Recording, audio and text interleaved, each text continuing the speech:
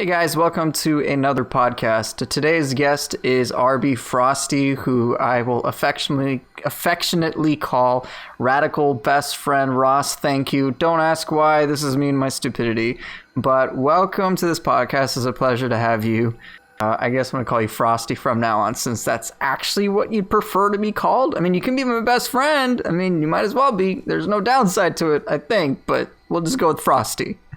It's best friend, so it's pretty awesome to say, but yeah, that works for me. Frosty, best friend Ross, whatever works. I like it. Whatever works. Even though that's not your name, we're still going to go with it. And for all the podcasters, anyone who's listening, Frosty's mic is having issues, so if you may not hear him from time to time, and then there's going to be times where I'm going to pretend not to hear him, and then we're going to just drive him nuts. That's the plan for today. Just slowly going to lose my mind over the course of the podcast. Perfect. Right. You're going to play games like Nioh, where you're already losing your mind, and then you're going to deal with me, so you're going to lose your mind even further. It's going to be a great time. All I need is Basara to be trolling me in the Discord, and we'll be good to go. Dude, that's what he was doing today. He was taking my identity, to which I have to say, identity theft is not a joke, Basara. Oh, he's special. We're not going to do a whole podcast about you, okay, Basara? We love you, but we're not going to. You're not that important right now. Maybe one day you'll do a podcast, and then it'll be all about you. Yeah, we need the Basara podcast at some point. That's going to happen. We do. We definitely do. And then he'll put. Let's see if he can talk if he can talk the talk, but can he walk the walk? I don't know what I'm saying. Basara, you screwed with my head earlier this morning. But let's get right into, I guess, topics of the day. What I want to know is kind of how you came into this Nioh scene. Because from what I remember, when I first saw you playing games like Monster Hunter World on Twitch, and you've got quite a big following from there. So what drew you to Nioh, and why have you kind of really immersed yourself in the skill play side of things? Because your play, I've noticed, has had major growth, and it's quite impressive. Actually started on Twitch in like the Souls series, so I guess I got into the genre, if you want to call it, with like Demon Souls way back when, basically like end of 2009, early 2010, when that was first coming out. And then through that I got into Dark Souls, and then through Dark Souls I got into streaming, and my channel got like pretty big for Dark Souls 2. And then that was about the time the Nioh beta was, or alpha I should say, was coming out, and I had seen a little bit of there were some like presentations. I forget if it was like an E3 trailer or something, but something had caught my eye, and then I just kind of like was following the game. I got into the first beta. I missed the alpha, and I just started playing it, and I don't know, I fell in love with the game. The mechanics took a little bit of time for me to figure out, but I feel like I had a decent grasp on it in the beta, and yeah, it was just interesting to see like how much more depth the game had from that kind of initial impression, where it was just like, initially for me it was just like, oh, it's Dark Souls in Japan, this is gonna be awesome, it's like right up my alley, right? But right, it ended up being pretty different, and I'm very glad. So yeah, I just played a disgusting amount of the beta and kind of just got really into the game, and that was it. I just got hooked. Since you have a lot of experience in the Souls series, I guess for anyone who's watching who may be interested in regards to the differences between the Souls series and Nioh, what do you feel they are, since you have a lot more experience with anything FromSoft has put out compared to someone like myself? I think it's easier to talk about the differences rather than similarities. Okay.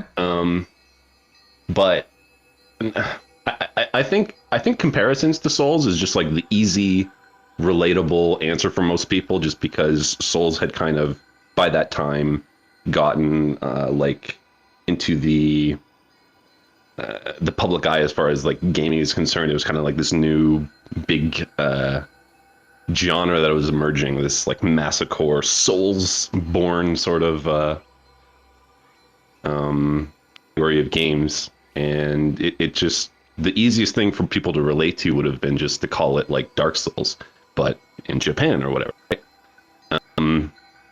But no, I don't know. It's on a surface level, there's definitely very obvious similarities. You've got, like a basic key system, over the shoulder kind of third person action RPG gameplay, but there's just so much more depth to everything in Nioh that it's like hard to make those comparisons when you really like look at the game and understand it.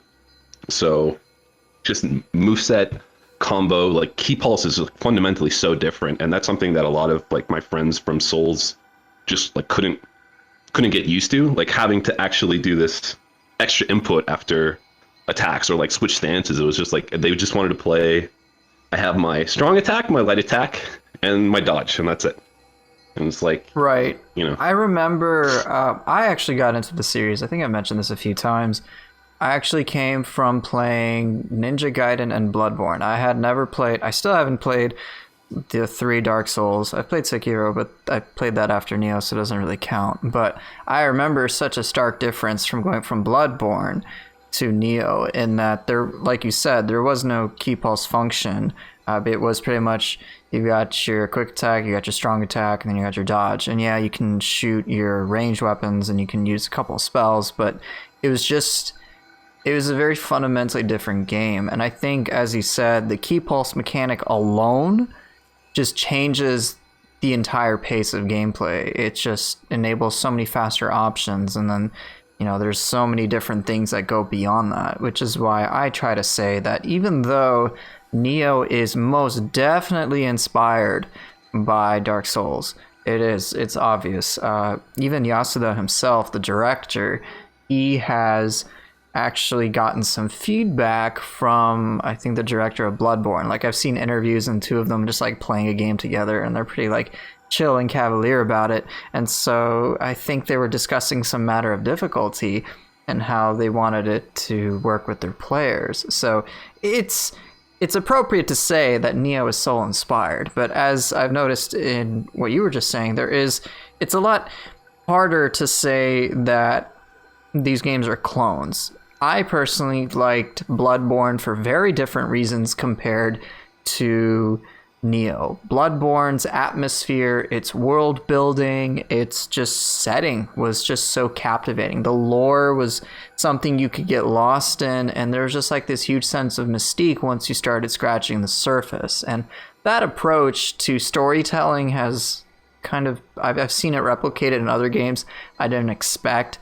Doom Eternal, for example, which is an amazing game, I've noticed that their method of storytelling is less like in your face. Let's have like 10 minutes of cutscenes, so to speak. And they've kind of adopted the similar approach that Bloodborne had, that if you want to understand what's going on behind the scenes, then it's on you as a player to kind of dig a little deeper. Whereas Nioh, they do have some of that information, but a lot of that just boils down to like reading and reading and reading. And they do have a couple of played out cutscenes, but again, I'm probably getting a little sidetracked. The bottom line is that FromSoft has been absolutely instrumental in making Nioh the game that it is today, but I think Team Ninja has done a fantastic job of really doing what they do best, which is just crazy gameplay that's just straight up addictive. Yeah, I think you actually just touched on what I would consider more the biggest differences between the 2 games. I think the idea that From Software is more focused on atmosphere, world building, and just kind of storytelling through not storytelling, if that makes sense. Yeah, it does. With the exception of Sekiro, because that's a little more direct in terms of its presentation. But I would never say that the Souls games have a focus on gameplay. I think it's the focus is on, like I said, atmosphere, the just general world, and that setting that they kind of put you in. And then the gameplay is a consequence of that. Like, for instance, Demon Souls and Dark Souls, a lot of it is like this just bleak atmosphere, and it's kind of like this tense environment. If the gameplay wasn't Well, I mean, you can argue if it's hard or not, but it is of the more difficult mainstream games. So if the gameplay was like super easy and it wasn't like challenging, it wouldn't have the same. It wouldn't have the same like effect on kind of developing that environment, right? Whereas I Yeah, think I agree. Nioh is very fundamentally focused first and foremost on the core gameplay, and I think most other things are kind of either added or designed or implemented to supplement the gameplay in some way, right? I think that's what a lot of the RPG mechanics do in Nioh. Like you have this insanely in-depth and well fleshed out just basic game system in terms of like mechanics and all that. And then the player is given the choice on how much they want to interact with that system by choosing how little or how much they want to interact in the RPG elements to supplement that, right? Like, Right. so it's Right. It has been quite interesting, the stark differences. I mean, even when we were just talking before, like it's really hard to nail the similarities between these two series, because I think the closest moment to which I felt the two game series were identical was back in Nioh 1 when you do the first level. I forget what it was called, but it's like you're in London and you pick up a weapon, you escape from a cell as William. I actually, yeah, what it's called. But you don't have like any of the Nioh mechanics. You've got quick attack, you've got a strong attack, and you got a bunch of different weapons you can pick, and you got roll, but there's no stances, there's no key pulse, there's nothing. I'm like, this is as Dark Souls-ish as it gets. This is the most Souls-like it ever gets. And so by the end of the mission, you use living weapons. So I was like, okay, I guess this is kind of different. But then right away, before you do the first mission with Onryoki, Isle of Demons, in Region 1, you're prompted with weapon selection, so they introduce kind of stats, and so that feels kind of similar. But then the real difference is when you start doing the tutorial. And it's like, hey, you're a first-time player, we strongly recommend you do this tutorial. And so I remember dabbling this tutorial, I'm like, whoa, there's a whole bunch of new mechanics. And I was trying to play Nioh the first time as I was with Bloodborne. Fortunately, I had some exposure to, I think it was the Dragon Ninja set that someone else was playing. And I was like, okay, I can eventually build towards this. So I'm excited to eventually build towards a Ninja Gaiden character because I'm a big fan of the series. So I kind of had that ability to somewhat keep an open mind, but truth be told, I really didn't have it. And I tried to play it similarly, and I got my butt whooped. Because if you want to play at a reasonably aggressive level, you have to do certain things. You have to take advantage of the mechanics. But at the same token, just as you said, what's nice about this game, since it's so rooted in gameplay, you actually have the option to play it pretty much however you want. There's a host of, I guess, like a million different ways you can go about it. Nioh 2 has expanded upon that even further. As it is right now, we have 11 different weapons in the game. There's dozens of different magics, dozens of different ninjutsus. There's a whole RPG mechanic surrounding it. The latest DLC release has expanded upon those RPG mechanics in a more meaningful way. So this game is pretty much just your oyster. You do whatever you want with it, play it however you want, and the game will somehow allow it to work. And it's nice because there's just so much replayability, so much exploration that you can do with a game like this. I didn't necessarily feel that this was the case in a game like Bloodborne. Things like respecking in Bloodborne, for example, one, I wasn't that informed, so perhaps I have some bias here, but I felt like it was just harder to make a change to my character as opposed to just starting from scratch. Whereas with Nioh, they have things like, oh hey, Book of Reincarnation, redistribute your stats, or you have the koan manual to redistribute your prestige title, and it's like it's such a minimal cost overall, and the amount of flexibility that the game affords to you is just so high, and it's been really nice. Yeah, like changing builds and stuff in Soulsborne as a general statement has been pretty restrictive. I don't even think there is an option to reallocate your stat points in Bloodborne from what I can remember, but it's been a while. It's like specifically Dark Souls 3 that has even any remotely easy way to do that, I think.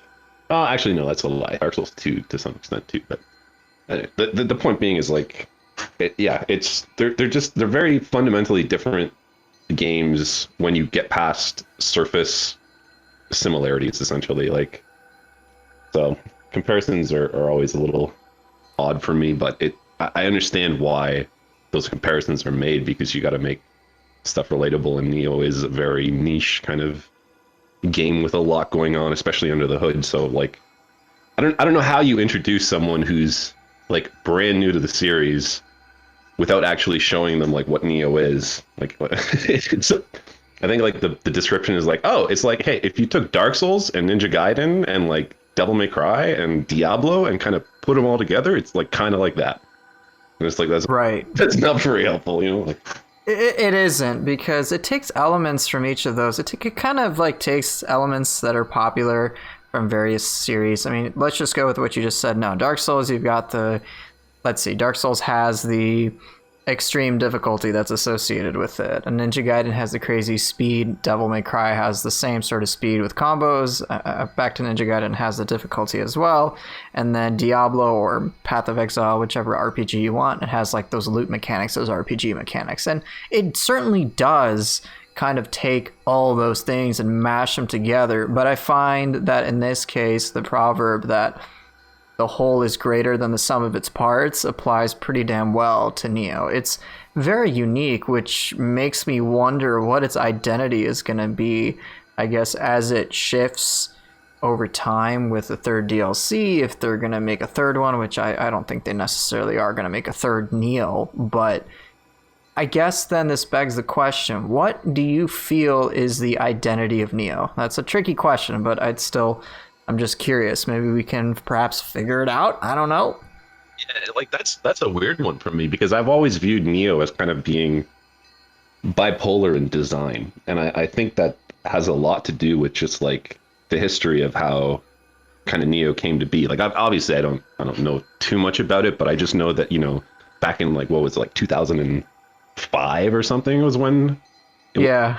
you know, like some iteration of Nioh was presented in like E3 2005 or something, and the game has just kind of gone through this nightmare development cycle. But I think that's specifically what has caused it to have like just so much going on. It has aspects of all these different sorts of games and designs. Like, I think that's just because of the development cycle and kind of going through different hands for so long.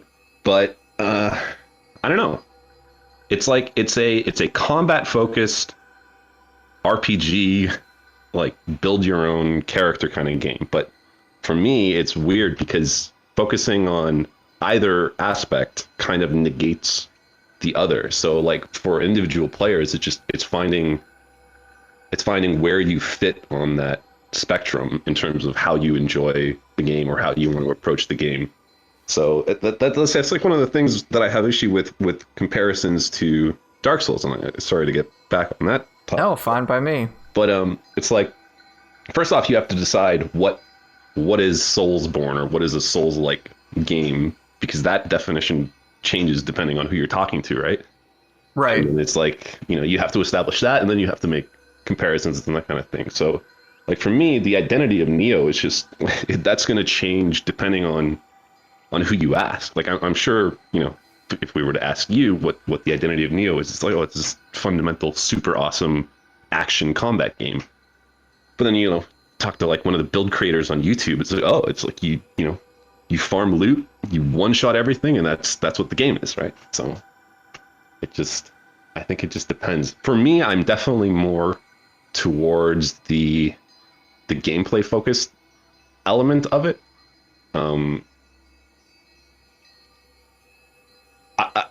I still enjoy min-maxing and like doing that RPG side, but if that went away tomorrow, I would still love Nioh and I would still play the shit out of it. If that makes any sense. Yeah, no, that totally makes sense.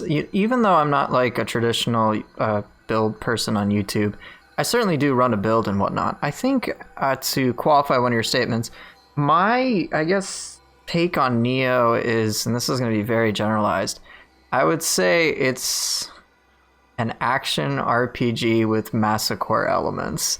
I think that's about as general as I can make it, and it's really flexible.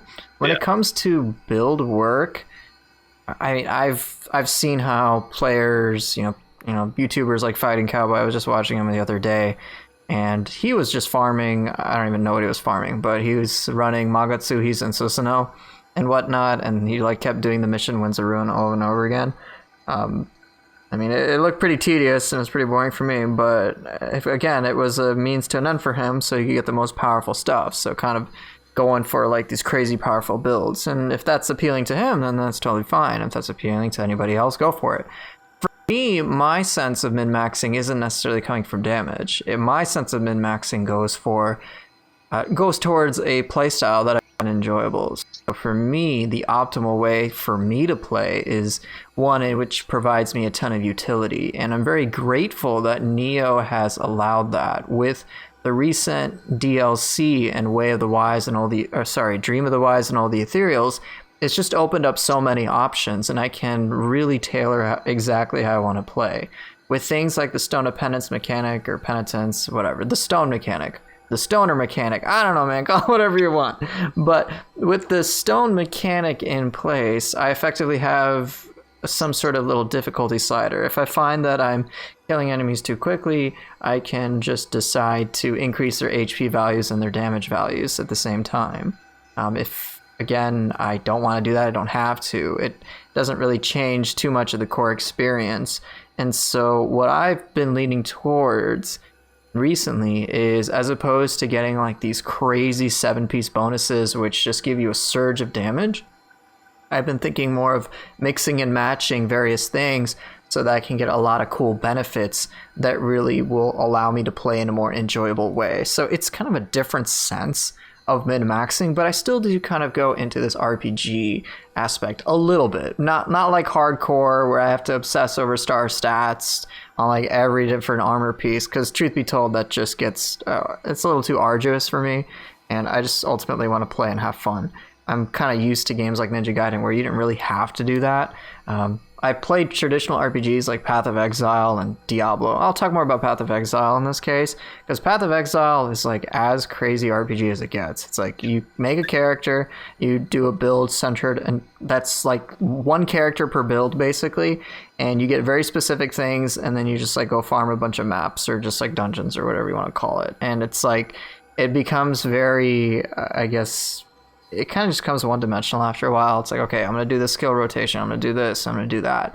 And so when I see that, and then I see comparisons being made to games like that and Nioh, I always find that there's just a serious disconnect. They share some stuff together on just the surface, but beyond that, it's like, it doesn't exist. Nioh, it just has so much flexibility. The fact that I can play how I want to play, you can play the way you want to play, and anybody else can practically play however they want, is just a true testament to how well done this game is. I'm surprised that they've made loot exciting for players like me. I see things like Ultimate Courage or Ultimate Constitution, or I see these crazy graces with like build defining characteristics. I'm like, my goodness, every single ethereal piece of loot I'm getting is exciting. Like, holy shit, if I get Ultimate Constitution and I decide to spec in it, well, guess what? At 70% health or above, I can rapidly regenerate health. And so then that immediately makes me think of, hey, what are ways I can take advantage of this with, say, other pieces of armor? And I've known players like Crimson Striker who have made like this tanky character with like 13,000 health or something ridiculous, and he's like, yeah, I basically never die if I'm playing somewhat intelligently.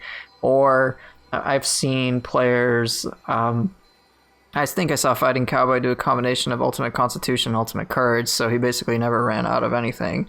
Like, he didn't run out of health, he didn't really run out of ki. I mean, he still did run out of ki, but that's a separate matter. But it was just nice to see these exciting RPG mechanics put into place, and I find that the way that they've handled loot, at least ethereal loot, has been overall really nice. And so I don't actually know where I was going with this, but good job, Team Ninja. That was a pleasant surprise. Yeah, DLC 2 has really introduced a lot of like meaningful choices for players. Like I find it interesting that one of the big complaints like prior to DLC 2 was like, oh, you know, these set bonuses are all just generic stats, more damage, blah blah blah. Give us something interesting. And then, you know, now we have this, right? And that seems pretty typical with like Team Ninja. They do a good job about making adjustments, or at least the perception that they're listening to feedback to some extent is pretty cool. Yeah, they certainly do a good job with balancing. I like how they handled the loot business, though, as opposed to just saying, here's some damage options. It was honestly what's been nice with all the graces. It's been less about a focus on damage options and more about play styles, which I'm very, very, very pleased by. Pretty much every set you can make work with anything. And now with so many different sets before that I may have overlooked, I see so many different combinations of sets that you can work with. And what's surprising is that they're all pretty intuitive to figure out. Like if you want to use, say, the Tsukuyomi Grace, which pretty much empowers you as an Onmyo mage, then you can look at using that as your primary grace, but then you can have like a secondary set, like the, I think it's, what's his face, Saito Toshimitsu's Onmyo mage set. Yeah. And like you get a bunch of bonuses geared to magic with that, and or you could use some other sets and like just mash them together, and you're like, wow, stuff that I thought was irrelevant before suddenly becomes relevant now. So it just adds like this extra layer of spice that's really nice. Yeah, it's definitely something that the Team Ninja's done really well. I never really got into the end game of the first game in terms of like making builds and stuff. So kind of educate me a little bit in regards to that. Sure. How different would you say Nioh 1 was in comparison to Nioh 2? Like I know that there were more interesting specific roles for like ethereal items from my understanding, like the star equivalents or something like that, but Yeah, there's like this whole process. To sum it up, it was far more annoying in Nioh 1 than it is in Nioh 2. In Nioh 1, ethereals were random drops, and even within random ethereal drops, some specific starred stats were exclusive to the Abyss. So things like unlimited arrows, which was just amazing to get. You had to get an ethereal bow in the Abyss, and then imagine trying to get it with the grace you want. It was just like nigh impossible. I don't know if I ever got a single unlimited arrow bow, period. you had to drop that way in the Abyss, or could you defile an item and potentially? I think the way it worked is it actually had to be an ethereal drop in the Abyss. It couldn't be from defiling. So that, I guess, let me talk about what defiling is for anyone who didn't play the first Nioh. So defiling was kind of a system that carried a lot of risk. The idea was you enter the Abyss and then you defile your equipment. And what that means is you are trying to increase the rarity of a certain piece of gear. So if you wanted to upgrade a rare to an exotic, or an exotic to a divine, or divine to ethereal, that's how you did it. You'd surrender whatever piece of equipment it was, and then you'd complete at least 3 floors of the Abyss to maximize your chances of increasing its rarity. And then once you exited, there was kind of like this predetermined roll. Like if you ended on certain floors, you'd have a much higher likelihood of getting a specific grace on, I guess, non-set bonus pieces of equipment, but it was very much like an RNG based type of thing. And the reason why I say it carries a lot of risk is because if you died twice, as in you died and you didn't get your guardian spirit, you lost that piece of equipment permanently. So it very much could be a stressful ordeal.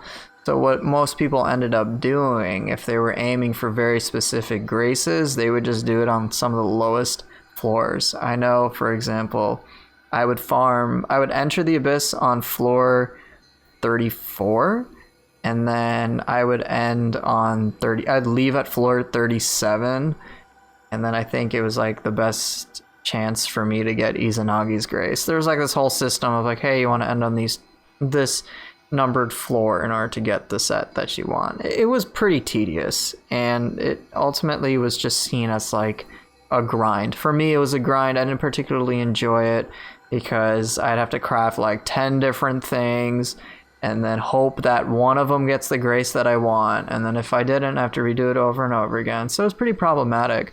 Whereas in Nioh 2, the grind is a lot more within your control, especially with the addition of the lucky drop tempered, I guess, special effect that you can get now in accessories. So for those of you who aren't aware, lucky drop, so there comes in 3 forms. You can either have it be for your weapons, you can either have it be for your equipped armor, or you can have it just be for an accessory.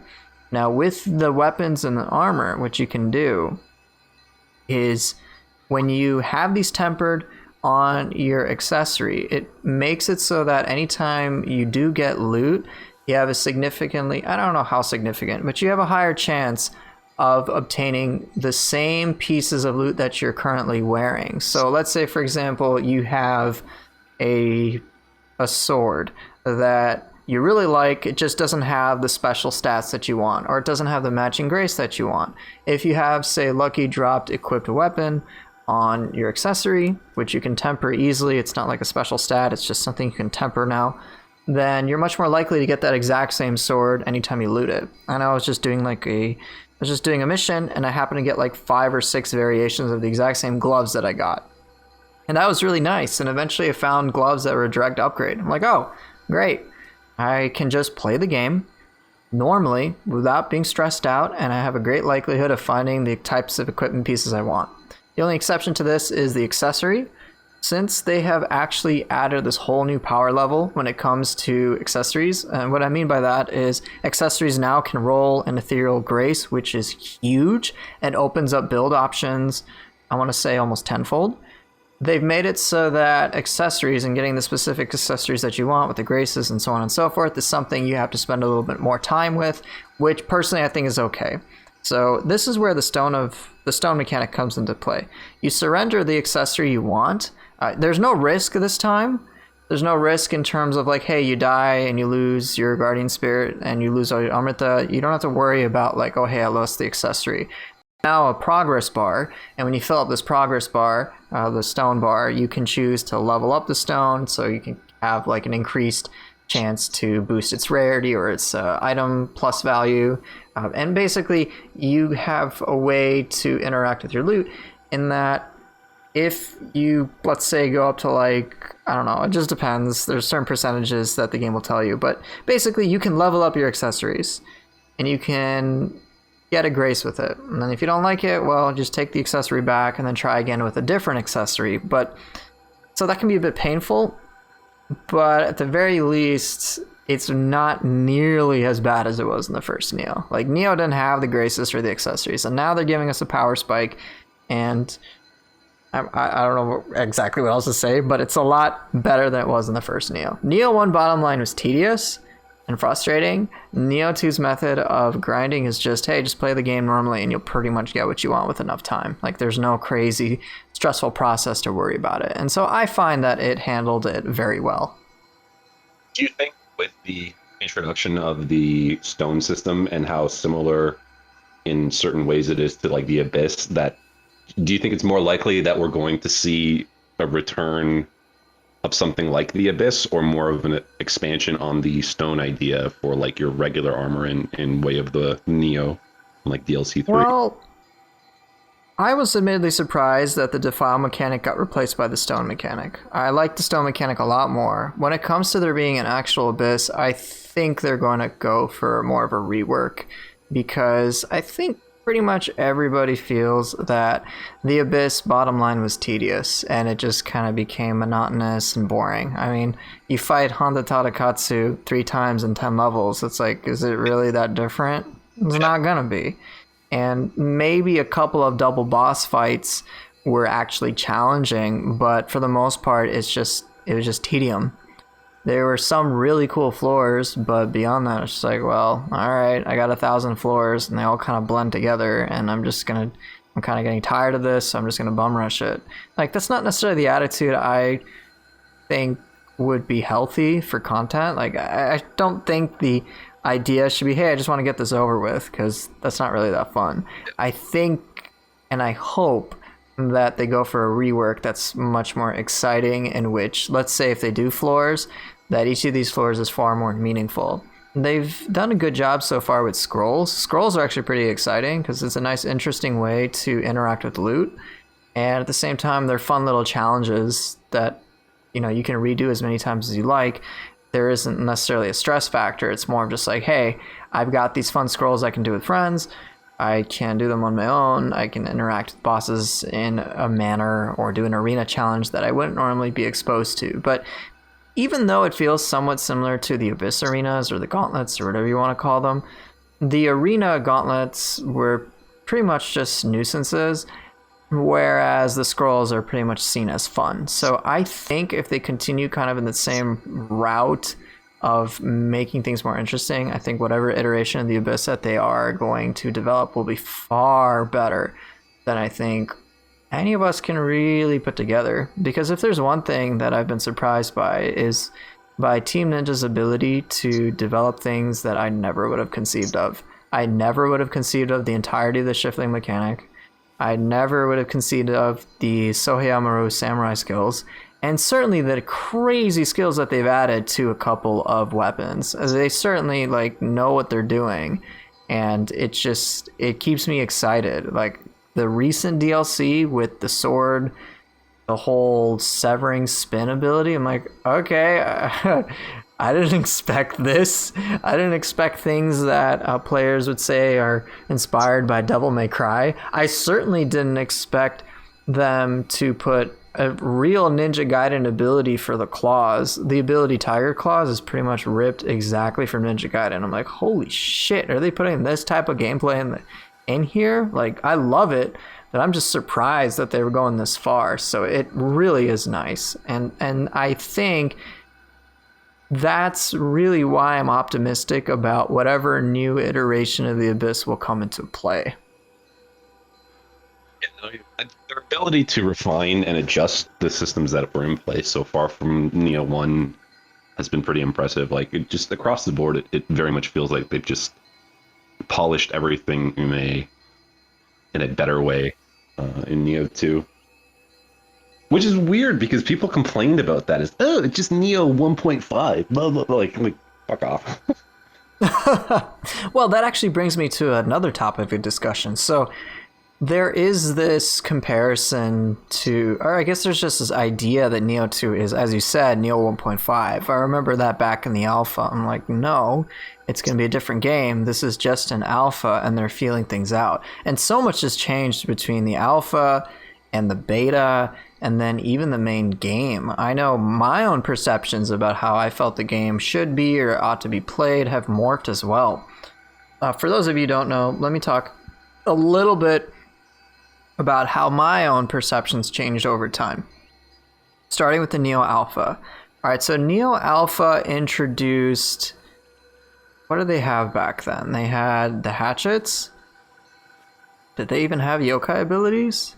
Yeah. They did have yokai abilities, right? I think they did. Yokai abilities, I think it was like... I think that was it. They only had that was all the weapons. mechanics. I remember that, but I don't remember what the 4 weapons were, and people were freaking out like, oh, why did they remove weapons from Nioh 2? Right, I remember that too, and I remember trying to tell people like, hey, this is just an alpha. It's going to change a lot. Yeah. That's just the nature of it, and we'll have a better idea in future iterations anyway. I'm like, they wouldn't be dumb and remove all the existing weapons. I was happy to see that they had the Odachi in there, because like, okay, so they're going to bring the Tama back in too. But they had sword, I think they had dual swords, Odachi, and hatchets were the weapons that they were flushed out. And most of them didn't even have all the skills and whatnot. So there was a lot that they were working on. And then they had a couple of yokai abilities, and that was it. I think the levels that they had were Enenra's level, and Yatsuno Kami. And that was pretty much it. So if you played... One of the bosses? I think... Sorry? Wasn't Ryomen or whatever That was in the last chance trial. So they had the okay. alpha, beta, and the last chance trial, which people will sometimes call a second beta. But the alpha just had Enenra and Yatsunokami. Yatsunokami has been a constant in each of the three, if I'm not mistaken. So let's see. I remember in the alpha, I was like, okay, this is just an alpha. Calling it Nioh 1.5, I'm like, dude, come on, that's not a fair assessment of it. And of course, internet loudmouths tend to, of course, just make noise, and that's unfortunately what sometimes gets heard. And so there's that. I'm like, no, this game is different, and let's just keep an open mind. With the beta, there was the introduction of the burst counter mechanic, and so that helped a bit too. I remember one of the biggest issues was just the sheer amount of key damage and key consumption that players had to work with. Like, it was crazy. Truth be told, I didn't even use a single yokai ability at all. Like, I think like the entire time. I refused to use them because for me, I was, I'm a Nioh 1 purist and I want to be able to play the way that I did in the first Nioh, which I couldn't. Right. And I really couldn't. And so I was still overall able to manage playing the game, but I was missing out taking advantage of an entire game mechanic, which was my own fault. And this even carried over into the last chance trial. But before I get into that, I remember the beta had the level with Kama Itachi, which I really enjoyed. It was a great level to play. It was just so fresh. It was so different. And it was straight up exciting. They introduced a switchglaive, which just blew my expectations away. I'm like, whoa, 2 different weapons they're adding to the game? Like, it looks so cool. I didn't really mess too much with the switchglaive. I think I just kind of messed around with just weapons I was comfortable with. I did play the switchglaive, but it was just so new, I didn't know how to work with it. And let's see, they had Maeda, and as a side boss, I think they still had... Did they have Yatsunokami's level? I think they had the Twilight that's now Blood Tainted Samurai. I think that's what they had back in the beta, yeah. So they had Kami Itachi, they had Blood Tainted Samurai, and they had Maeda. And Blood Tainted Samurai was fun and all, but Maeda was really what captured my attention, because I remember that the boss fight was just amazing to work with, because I contrasted it to other human boss fights I had, and I thought, dude, this guy's design's amazing. He's like, the way that they handle the living weapon mechanics is something I feel like I can engage with a lot more. And so it was just adrenaline pumping for me. I compared him to one of my favorite bosses in the first Nioh, which was Sanada Yukimura. And I thought, you know what? Maeda allows me to do so much more, and at the same time, he does so much more, so it's just much more engaging than Sanada. Sanada is kind of turn-based, whereas Maeda, even though I have my gripes with him now, he was a lot more exciting to work with. And so I felt pretty optimistic that, hey, the game's going to change over time, and I do have my issues with it, and I was still like, oh my god, the key system, and I hope it gets changed, and I think I probably complained to Storm, as usual, but I was pretty happy with what I was seeing. The Last Chance trial introduced some more abilities. You had the level with Ryomen Sukuna, which was interesting to see. You had the weapons flushed out a little bit more. I was admittedly a little worried about the Last Chance trial and the main game because they were so close together. I was like, oh shit, what's the main game gonna be like? But I did really enjoy the Last Chance trial regardless. I think I played it with like every single weapon that I could, and it was just like a blast. And it was either that or the beta, but I still didn't dabble with yokai abilities, period, throughout all the demos. It wasn't until I think I made either Combo Mat 4 or 5. And so this was like at least a month or so into the second Nioh.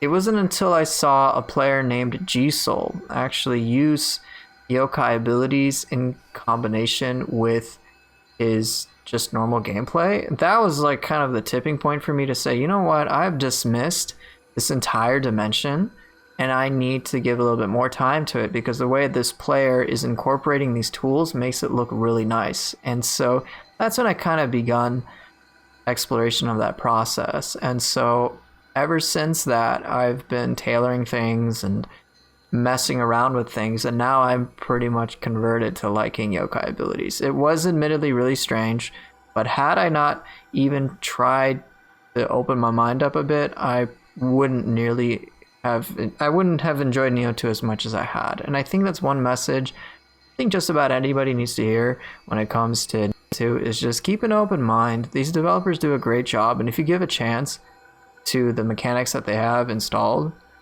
you'll have a lot more fun. Like, now I use yokai abilities to perform all sorts of different functions, and it just allows me to play a lot faster. When I go back to Nioh, the few times that I have, I'm like, dude, I miss this stuff. It was so cool. It was so cool to be like, all right, let me use Aberrant Soldier to make up for any tracking issues I have, or to reorient my target, or to do this, or to do that. It's like I have this whole dimension of gameplay. And it's really nice.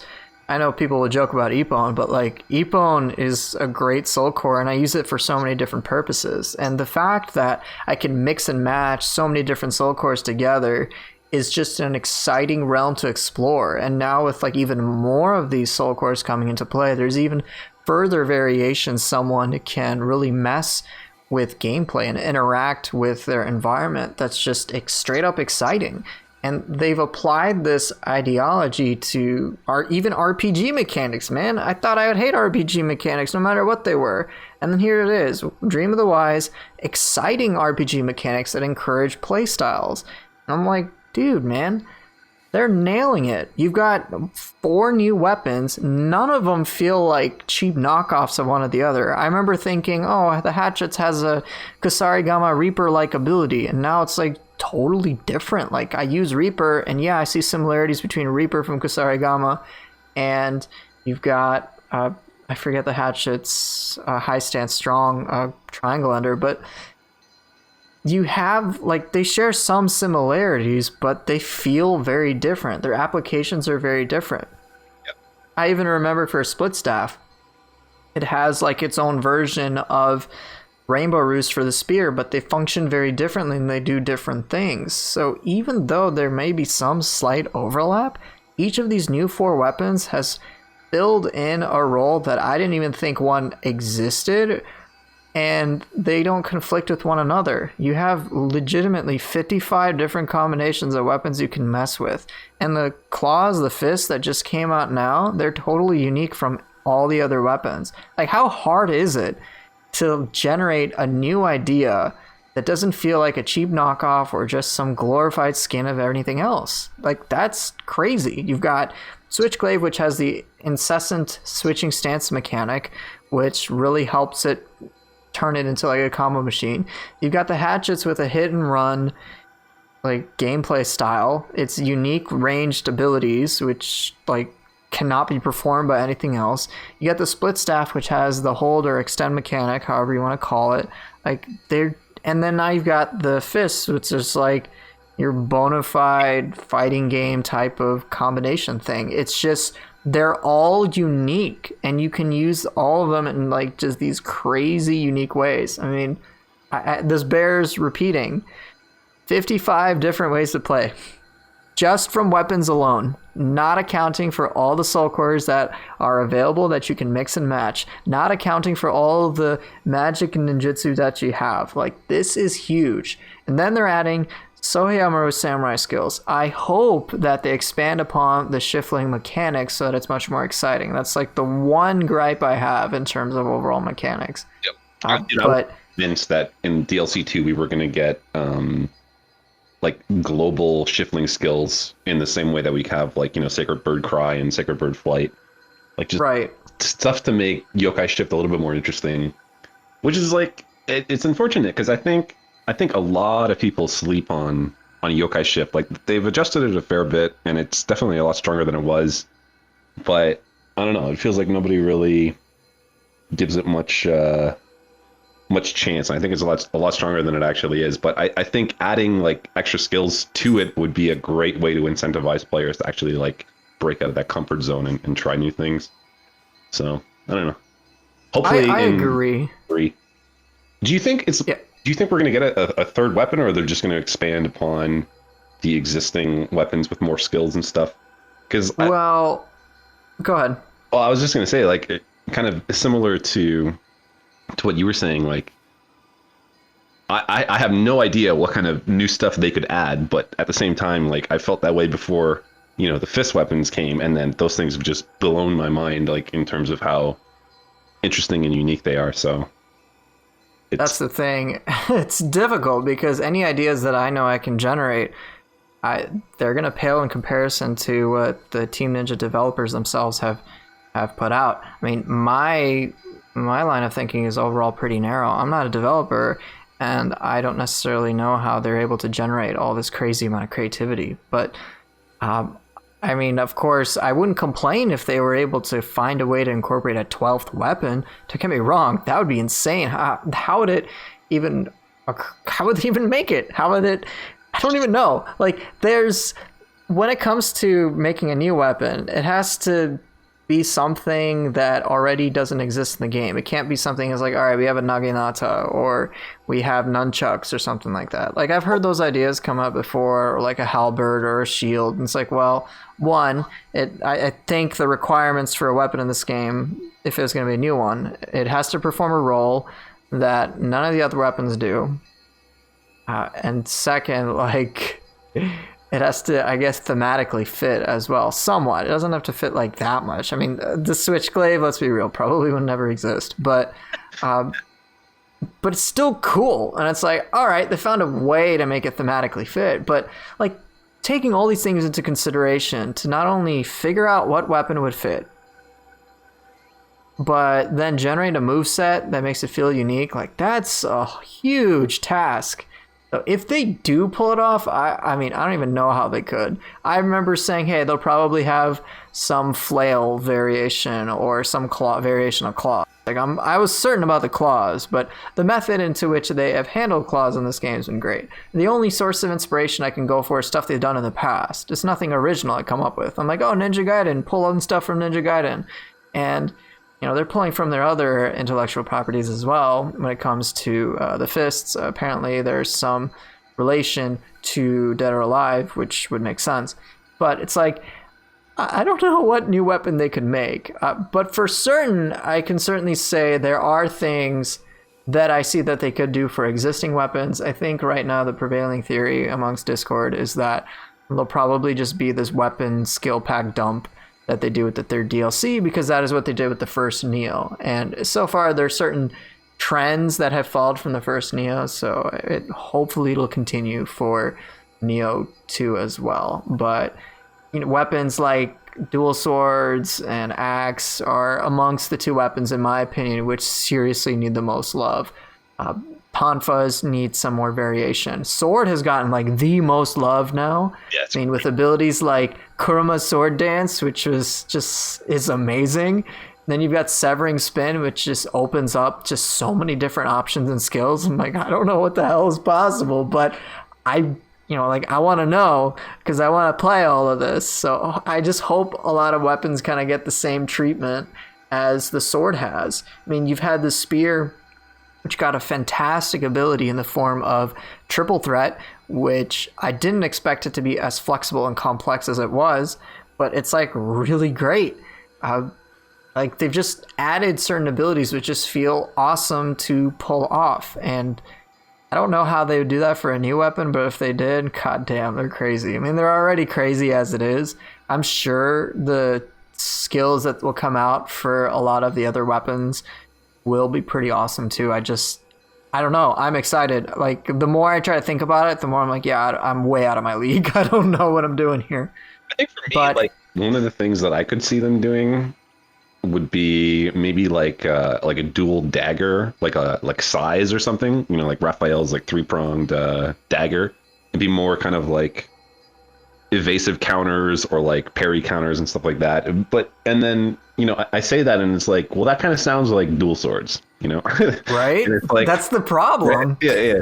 So, but even with fists, like fists share a lot of similarities with other weapons in really specific ways, but as an entire package, it's so different and unique. So even if the idea of something like size or like dual daggers or whatever you want to call it would potentially be, if there's similarities to like dual swords. I don't think it's necessarily gonna have a similar identity in terms of how it could be put together, just because Team Ninja's done crazy shit with like their weapon designs that have just blown me away. So, but I do agree that expanding on the existing weapons and giving some love to stuff that kind of desperately needs some help would be nice, like axe, for instance, or some other stuff. But I don't know. I'm just excited to see what's going to come, because I have high hopes at this point on pretty much whatever they decide to do. Right, I do too. I wish we kind of knew what to expect in the future. I wish we knew for certain, hey, there's going to be skills coming out for the weapons as opposed to being left in the dark, just to kind of calm myself.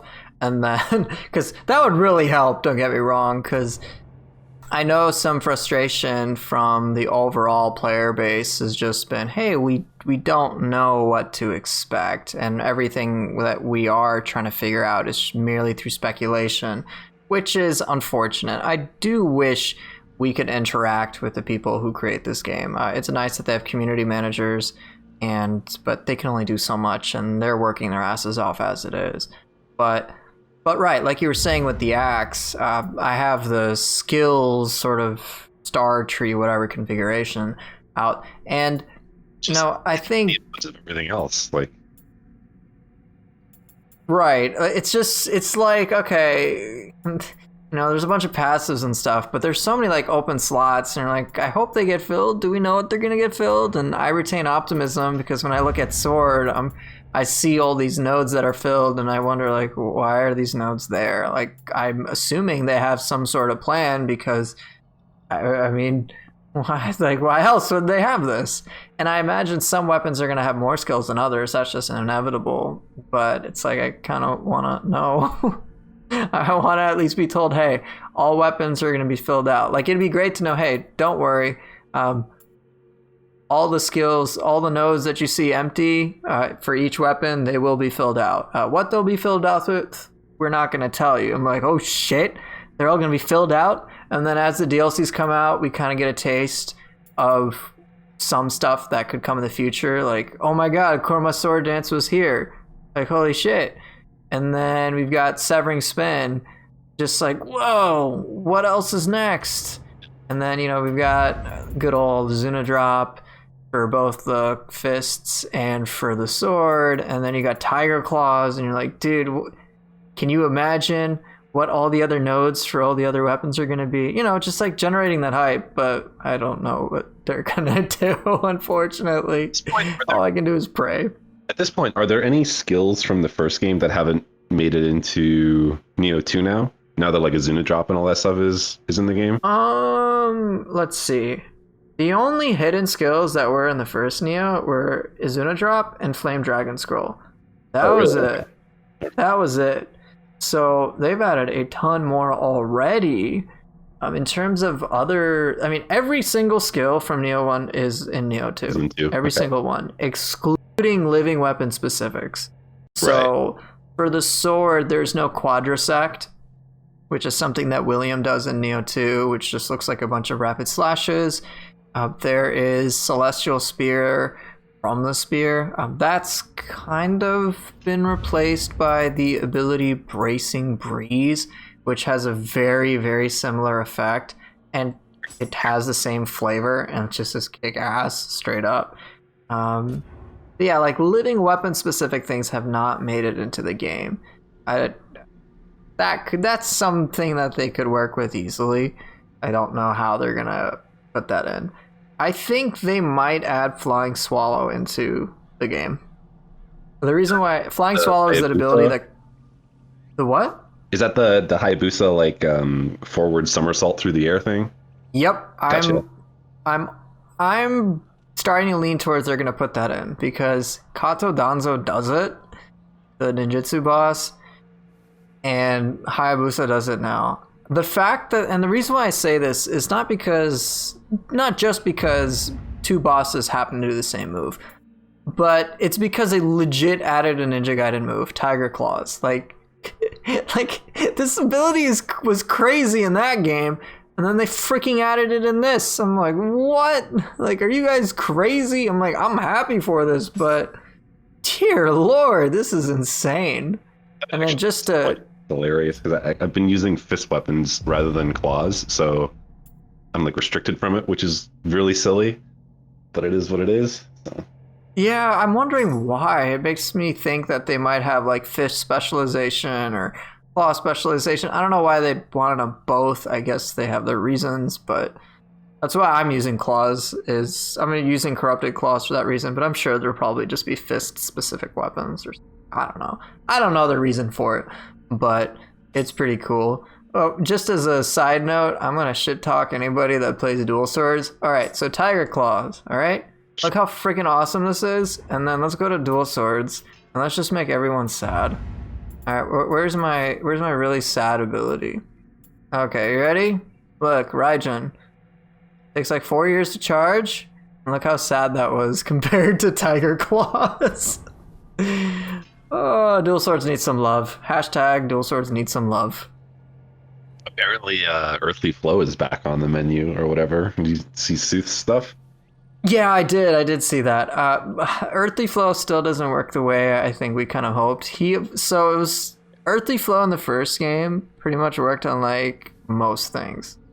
All right, so like any actual attack, it would, if you pulled out the timing, which was really difficult on average, then you got some brief iframes of the counterattack. It wasn't even that powerful. It was purely a style choice. But now Earthly Flow doesn't have the same treatment. But what's weird is that Earthly Flow, in Sood's footage, he'd pull it off. He'd still get staggered or something by like certain Mizuki attacks, and then he wouldn't take damage. So it's like, but technically he succeeded, but then the game's going to decide he fails. But then the game's also deciding that he's not going to take any damage. So I'm just like, what the hell just happened? It's so weird. Makes total sense, right? Makes total sense. I do hope Earthly Flow gets restored to his former glory. It's the hardest parry, in my opinion, to pull off. It's just so weird and counterintuitive compared to everything else. But it pretty much had no payoff really for most players in the first Nioh, and now it has even less payoff. I'm like, why is anybody going to use that? Like, I'm using Demon Thrust, and I never used Demon Thrust in the first Nioh because I just didn't like it. Now I'm like, all right, I guess I'll use it because at least it works on burst attacks. Earthly Flow does not, which is a shame. Excuse me. No, you're fine. One thing I wanted to get back to, so I was going to talk about this before, but I'll bring it up now. So I'll bring it up now. I just repeated myself. Yay! So before I got into my whole life story, when it came into my, I guess, journey, so to speak, with Nioh 2 Alpha to now, and me kind of opening my mind up and dissolving any preconceptions I had, I guess this makes me wonder about the community at large. So not just, say, players like myself or any specific niche community, but I guess community I forgot the question. But it was basically giving me something about, like, how do you think we should respond? Say what?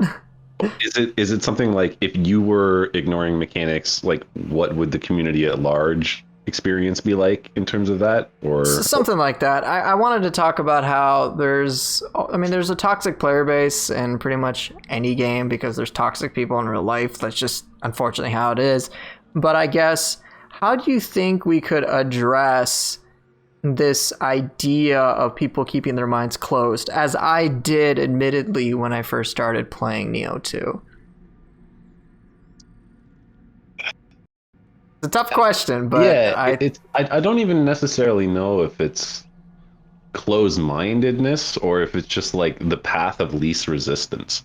Like, okay, like what I would imagine for a lot of players, it's like, if I can successfully do it this way, what benefit would I do? What benefit do I gain for, learning or investing in learning these other mechanics or features, blah, blah, blah, when I can just, get more damage or get better gear or get whatever. Like it very much just depends on the player's kind of focus in what it is that they want out of the game.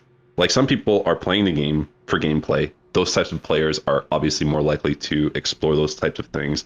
Other players are doing it for, like loot and whatever. And I just, it seems a lot less likely for that type of player to branch out unless they are forced to or highly incentivized to do so. And I just don't think Nioh does a very good job of that as a general statement.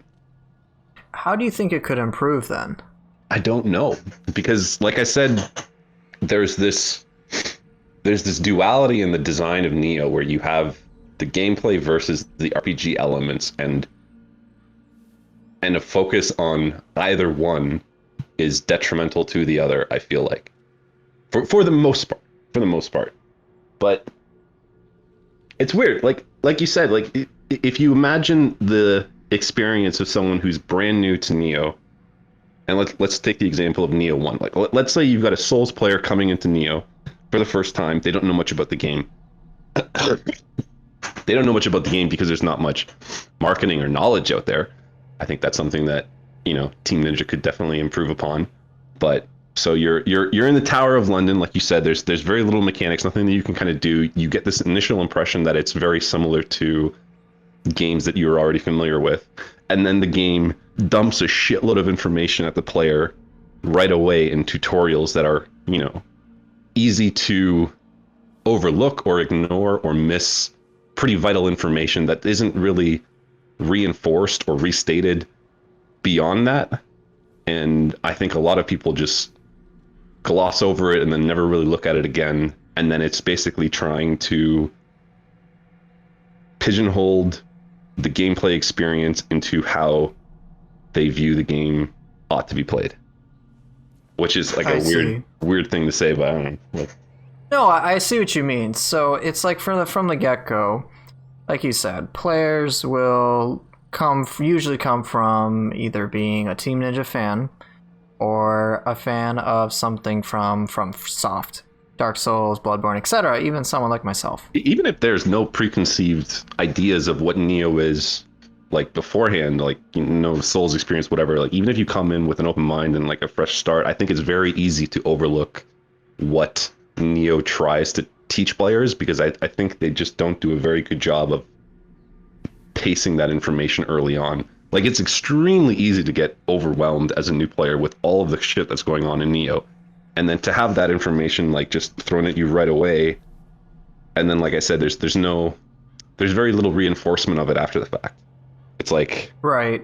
I think I've mentioned this before, and I put on the suggestions document that the Discord community put out. But I do agree with you that the new player experience needs quite a rework. The game is pretty damn awesome if you're into it, but when you're not into it, it's kind of painful.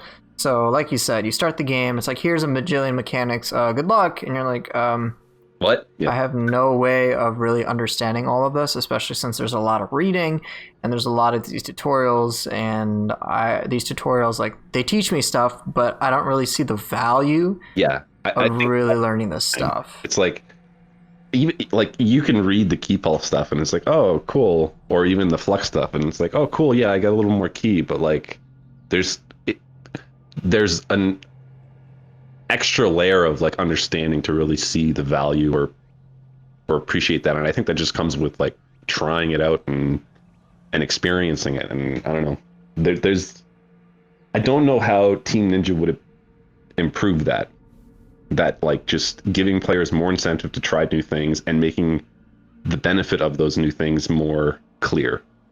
I don't know. I think in addition, to kind of piggyback off what you were saying, I think it might be easier to approach this from almost a need-based perspective. Players don't need to do all sorts of things. They don't need to do things like Flux or Flux 2. I mean, you don't really need to do anything. You can just play one stance the entire time, a living weapon as it was in the first Nioh, and you don't even necessarily have the key pulse, and you can just play that way. You can ignore, as he said, like everything if you build, I guess, quote unquote, properly. And so you won't even really ever need to dabble in any of these advanced mechanics. And so you miss out on an entire experience, which in of itself can be very self-reinforcing. Like, well, I don't really need to do this. I don't know why you do this. I just get a super strong weapon and then everything's fine. Or, you know, I play this type of character with this build and I manage everything just fine. Why do I need to learn this? And I think that's part of the problem, is that because it's self-reinforcing, it becomes really difficult to get people to think outside the box. I think from the beginning, here's probably how I'd rework it. So when it comes to tutorials, they do overall need to make sense and to be better done. So they should, I think, have a tutorial level altogether. And within each of those tutorial levels, it should be like, hey, you basically need to do this in order to pass. Like, it could be something like, all right, your damage is fixed for this and you need to attack really quickly. So here's how you can attack quickly and keep your key at like this or something. Just some sort of like a test, so to speak. And then once you pass the test, you can like progress forward or something. Just to show like, hey, this is, if you need to do this in this situation, this is how you can do it. If you need to keep your key high and keep the aggression high, then this is how you can do it. And so they at least have that in their minds. And then if they choose to voluntarily like not do that, then they don't have to. Or, I mean, just something that really encourages a player to explore this stuff, because it's really problematic when, as you said, a player's overwhelmed and then they take the path of least resistance and then that's all they need really to get through the game, and then they just don't explore stuff. So I do think that maybe a tutorial level, like a real tutorial level, could come into play. Kind of like how with Doom Eternal, it's like, hey, we give you this weapon, here's a new enemy, here's how you can think of stuff together. And like, okay, you see a Kako demon, here's how you can manage it to get a glory kill. You shoot a, I forget, like the grenade launcher mod from the shotgun, or you toss a grenade and then it will stagger and you can go for a glory kill. Like, that's not the only way to deal with it, but it's like, hey, that's one choice that you have, and you can like experiment with whatever else you want. Or like, hey, here's an Arachnotron.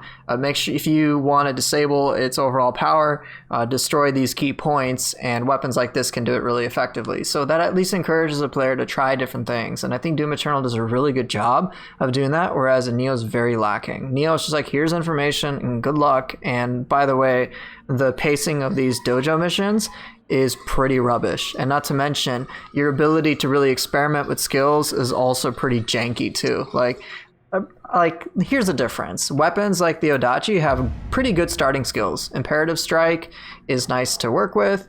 You've got Twin Moons, which is a solid bread and butter ability. Hell, even Bolting Boar, like, it encourages you to play a certain way. And then they give you Tiger's Blade, which at least is somewhat interesting. So you get exposed to that. But then like weapons like Tonfa, it's like, okay, you get Wild Lions, which is really slow. And then the other starting abilities are all the demon dances, which really, while they are essential for Tonfa, it's not something that players are easily going to understand. So this is like an extra layer of complexity that I just don't think needs to be there. I think that, bottom line, the new player experience needs to be refined so that players are not so overwhelmed that they'll do things like, let's say, hey, I'm going to pick an axe and I see Mad Spinner and I want to go for, I just want to do Mad Spinner 2 all day or something like that, right? I just want to spin to win. I think that's something that radically needs to be changed. I hope they do it. Truth be told, I don't know if they're going to.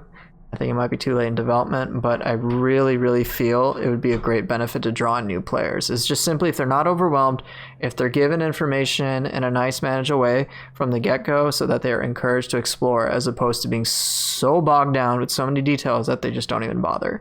And not to mention, Team Ninja kind of needs to like showcase the hell out of this game. I think one thing that they did really well recently was have a good display of claws footage. Like, that hyped the weapon beyond belief. I think anybody who watched it was like, damn, I want to play those weapons. It looks so awesome. It's so satisfying. And I think having a competent player, as they did play it, just really sold everyone to try that weapon. It's like that weapon, it looks so difficult to make it boring, and it just looks so fun, and I want to do that. And you know, they had a lot of just like pizzazz to it, and a lot of that has just been missing in general from how they advertise this game, and it's something I think they could easily rectify. I agree for sure.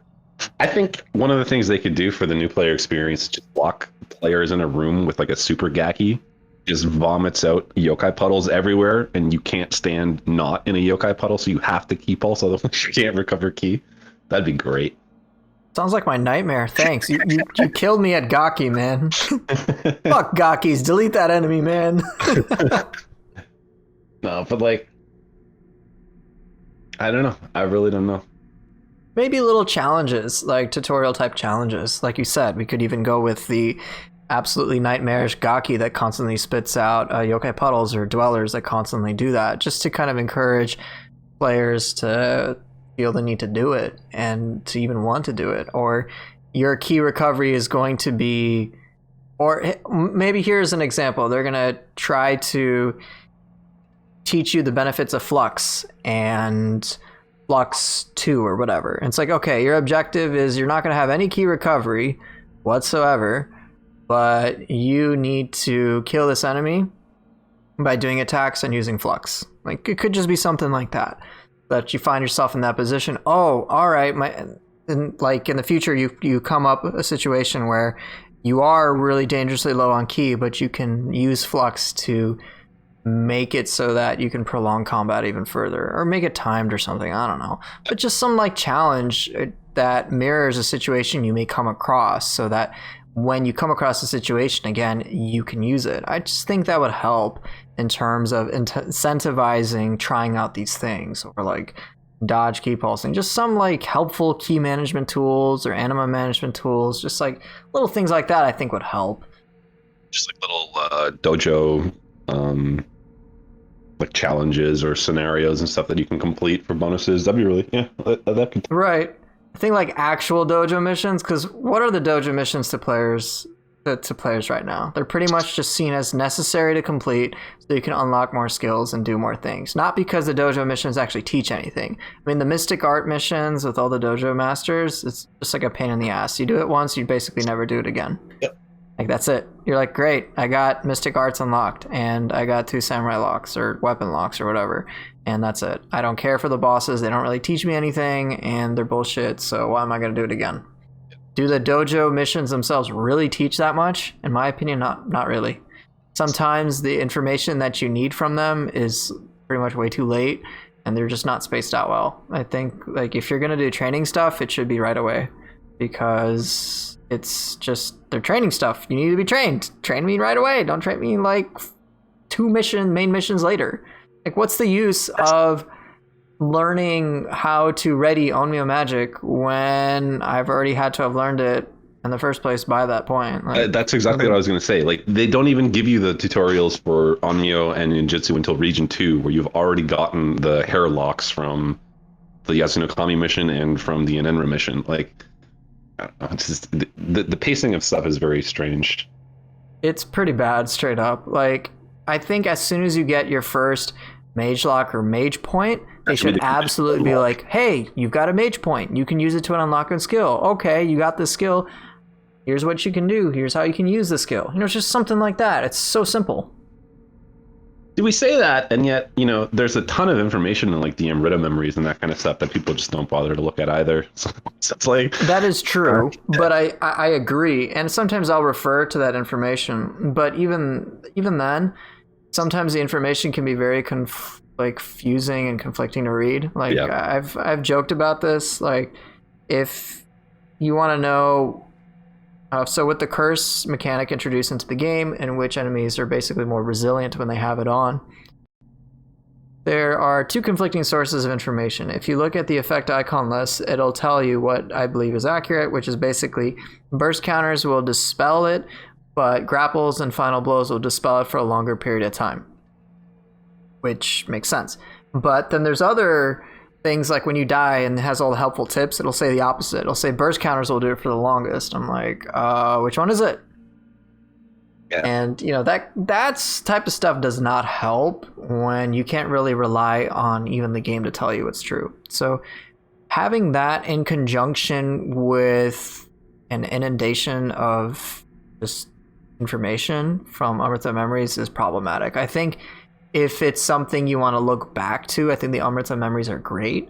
But I think for new players, just being tasked with the idea of, hey, you've got, 3 textbooks to read before you can play the game is certainly not something that anyone's going to go for, even for someone like myself. And I've played this game. It's not an appealing way to play your game. It's like, hey, you got to have a PhD in Nioh before you can begin to play. So I think more tailored sort of dojo missions and tutorials is something that would be a great boon to this game. I think I've said this before. I think as opposed to just having you pick your weapon in the beginning and it kind of like emphasizing, hey, you got an extra stat or whatever.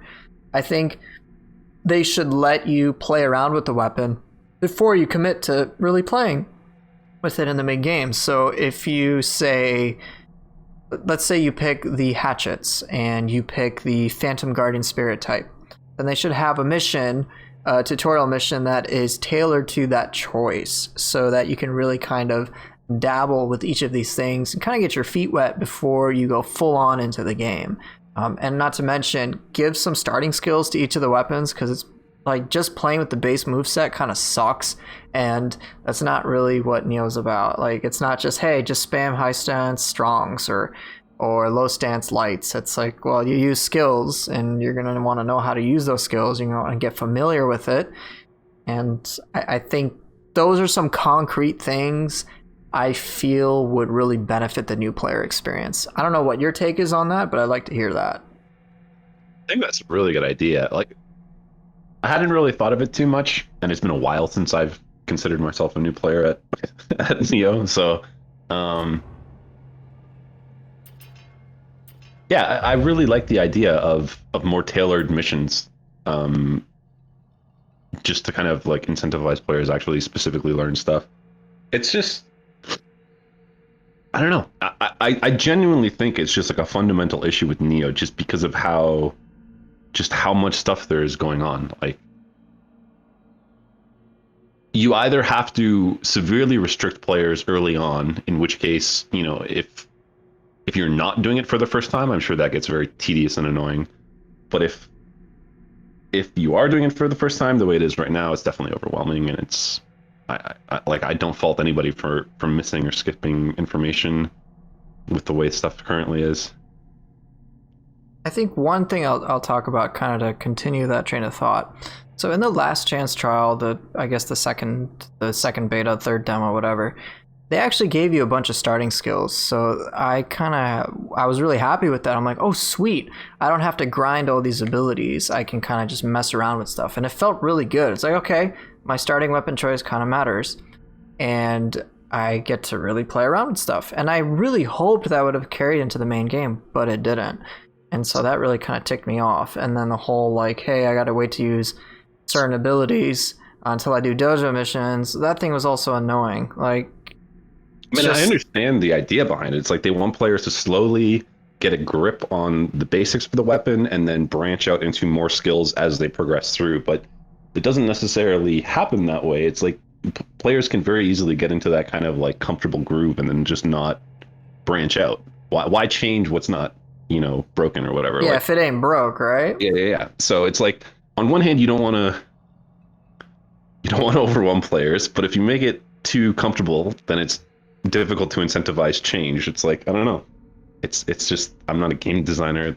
I'm sure this is one of like the bigger design challenges that, they have to go through. So right. I think for example, kind of like surface things. So I'm looking right now at the skill sort of tree for the weapons.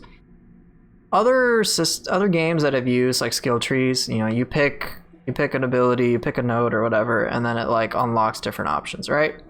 So you'd expect, okay, I can go for these certain abilities that are way out here if I invest enough points. But then you're kind of like gated, which is annoying, but it's not even the biggest problem.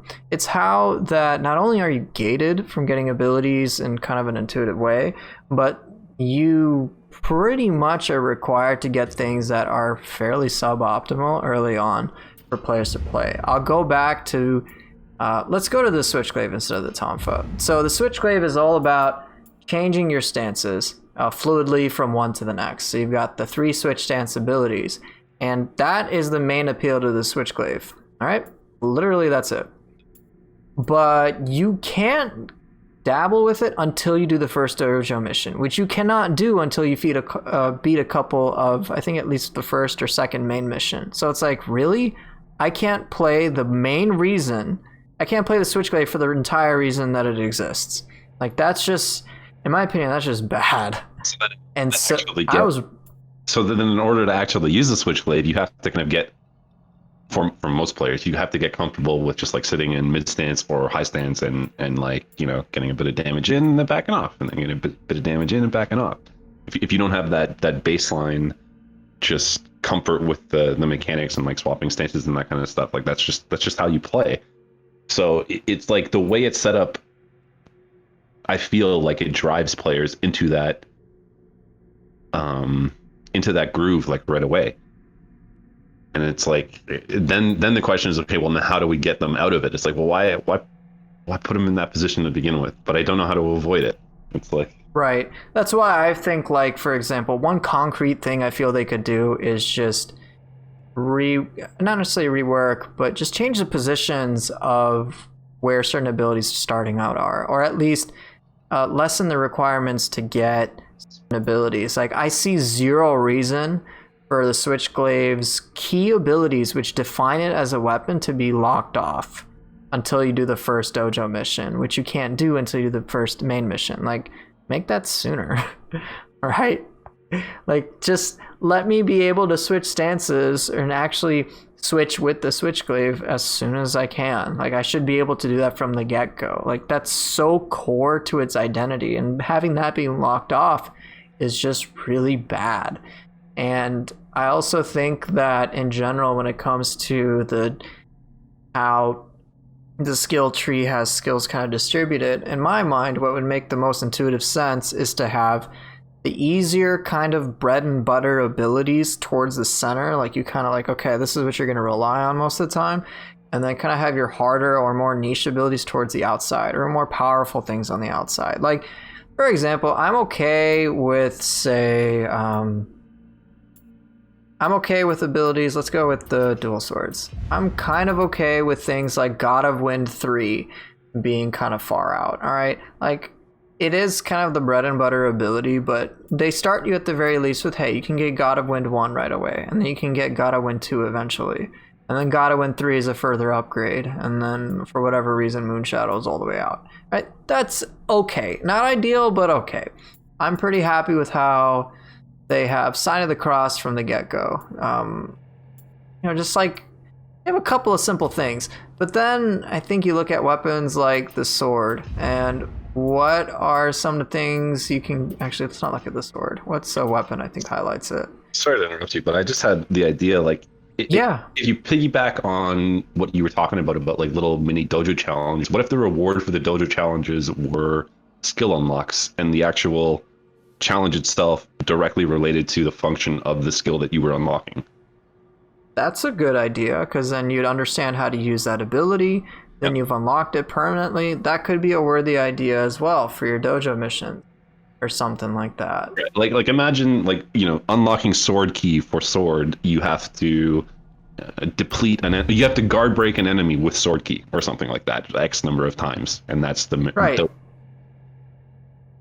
I think that's a wonderful idea, because it teaches you how the ability works, one of its primary functions, and yeah, I think that'd be great. Or for like a novice mission, let's just say for the novice missions, that's what you gotta do. You gotta, for the very first dojo missions, the very first tutorial. Actually, let me take a step back. So tutorial mission with the weapon that you're picking, right?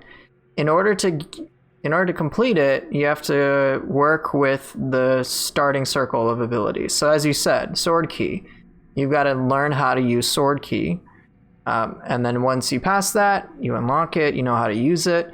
Let's say Heaven Flash, what can Heaven Flash be used for? Or, hell, I guess Leaf Glide, even though I disagree with Leaf Glide being there. And then Morning Moon, right? Just like how you can use these abilities, all right? That's your first dojo mission. Learn how to use the starting skills, and then you unlock them, you know how to use them, and then you can kind of apply this to other things. Have much more tailored dojo missions. Something like that would be pretty helpful. And then you can apply this for every other weapon as you successfully unlock each ring or something like that. I think that would be a far more meaningful way to actually engage the player and make dojo missions be what they actually sound like, which are training missions. Do you have any idea how many times I've like hopped into somebody's random Twitch channel that's like broadcasting Nioh, and they've got like 23, combat skill points like just sitting in the bottom left corner of the screen? Like, it's Oh, you shouldn't pop into mine then. How many do I have? I have presently 134. Why? Just spend them. Like, what the fuck? I'm like, I don't know if I want the passives because I'm complaining about doing too much damage. You know me, first world problems. Like, no, I don't want to have 9% extra damage for final blows with the Switchglaive, or I don't want to have more damage like this or that. I'm just like, I don't know. I don't really feel the need to use them. I've gotten every active skill, like every single one. But I'm like, well, I have all these extra points. I don't really feel the need to spend them, so I haven't. It bothers so much whenever I have like the little things that so I'll get stuff just for the sake of spending the points. It's the problem. I have, let's see here, let me exacerbate that further. So I have 15 ninjutsu points and 16 Onmu magic points. I don't have shifling points to use, so that should at least calm you a bit. Is that just because shifling takes so long to level? Maybe. Maybe. What are my proficiencies at? I am genuinely curious. I've got 56. All right. I'm at 76 with shifling. Fancy. I think it goes up to 80. That's my guess. But yeah, it takes forever to level up. Yeah. But yeah, I've gotten every active skill. Right? Yeah, exactly. All you need is Ippon, man. I swear, they need to put an Ippon mask in the game. They do that, I'd be really happy. Because I already have on my axe, or my hammer rather, I already refashioned it to be the Ippon hammer, because it's all about that Ippon, man. Yep. Yeah. You got that Ippon Adachi, I'm sure, right? Oh, you know what? You know what? I should do that. I'm going to do that right now. All right, let's do this. Let's do this for all the people watching. All right, refashion my weapon, because I need to fully commit to this. All right, where's my... What am I using? Is it this one? Or is it this one? Actually, remember. Let me verify. I have too many Odachis. Which one's my favorite Odachi? Real Mensakuna's sword. Oh, okay. The one with Marisi's grace on it. Refashion. Where is it at? Okay. Not the Tsukuyomi one. We'll get the Marisi's grace. Really? I picked that one?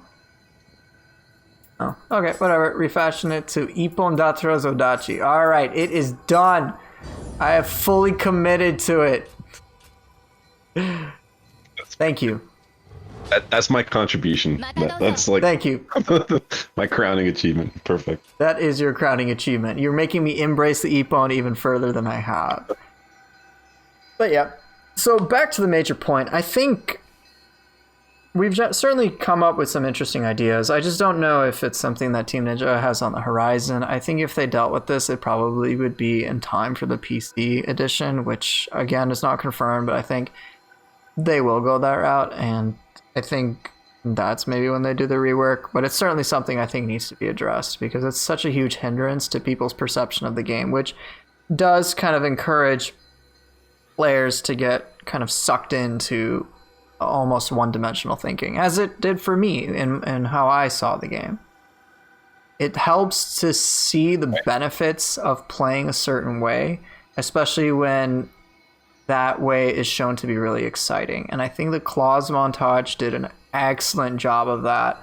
We're very excited to see it. And I think if they replicate that with various things in the game, it'll really boost the overall health of this game. And I think it could sell a lot more than it has. I think Nioh is a vastly under recognized game. And I think it could make a lot more money if it just did a couple of things. Just revamp the new player experience so it's actually more intuitive, and have good showcases so that people can be encouraged to try different things too. And I think those two things alone would make a massive difference, because the stuff that they do put into the game is just top notch, man.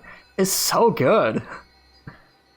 Yeah, I think it's largely a perception issue on top of like what else is that we've discussed. It's just, you know, that potential to play Nioh in that kind of crazy action gameplay sort of way is just not really, I don't feel like it's something that most people, especially, you know, getting into the game early on, it's not something that most people realize is like even possible, like within the game. There's so many people that I've seen, it's like, oh my god, you can do that, you can play that way, you know. I actually was in the same camp too. I didn't know about that until after I finished the Abyss in Nioh 1. And I remember seeing Fear Dude just like do some crazy gameplay. I'm like, holy shit, I could play this game such a different way. And I know other players have experienced that from XLH Gladiator, and there's countless others. But it's in like I said, I had kind of had Nioh on my radar, and it was something that I was interested in. And I didn't get to play the alpha, but I had seen XLH Gladiator's alpha footage, and I was like, what the hell is this? Like, it was such a new experience for me. Also because his initial alpha video had like all those like crazy air juggle combos in the Nioh boss mission or whatever level, but then that all got, which is absolutely tragic, but unfortunately, I know a lot of players miss their juggles. I personally think juggles don't have the biggest space in Nioh. Like, I don't want this to be an air juggle simulator by any means, but I certainly think there's a time and place for juggles. Like, the stuff that I've seen players pull off, I'm like, all right, this was actually really difficult to pull off, and it doesn't feel cheap. I think if juggling is going to be a thing, it should require a lot of skill, because it completely negates the enemy from doing anything. So anything that allows an enemy to basically do nothing, in my mind, needs to be changed. So even when enemies just block everything, I'm like, well, they're not doing anything and I'm doing all the things. It just feels kind of bad. And of course, the same token, if it was the other way around, no matter what I do, my enemy can just destroy me. It's kind of one of those things I think feels bad. But yeah, the juggles were pretty cool when you get to see like Inao Masa being shot up straight high, and Tachibana, same thing. It's like retrograde flow, shoot him to the sky, throw a bunch of like kunai and shuriken, do a bunch of traps, quick draw, like all this crazy shit. It certainly looked really cool, but naturally it's not what the developers wanted. So that's that.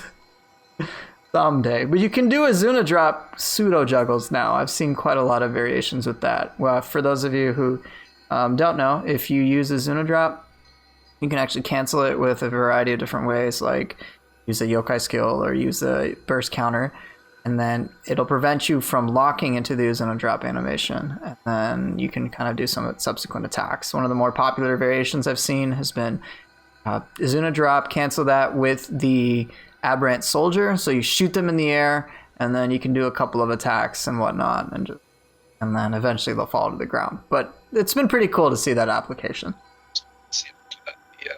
Combat.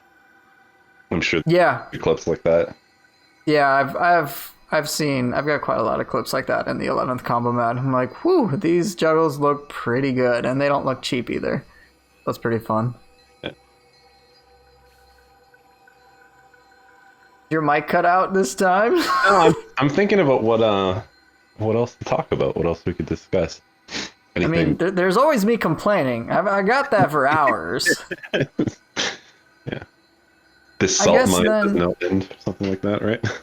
Right. Yeah. Because I know I'm notorious for complaining. That's otherwise these podcasts could be known as "Come listen to PooferLlama whine for 2 hours." Help me, No, like guys. I've just been really impressed with the changes for Neo 2. Um, like you said, the new weapons are great.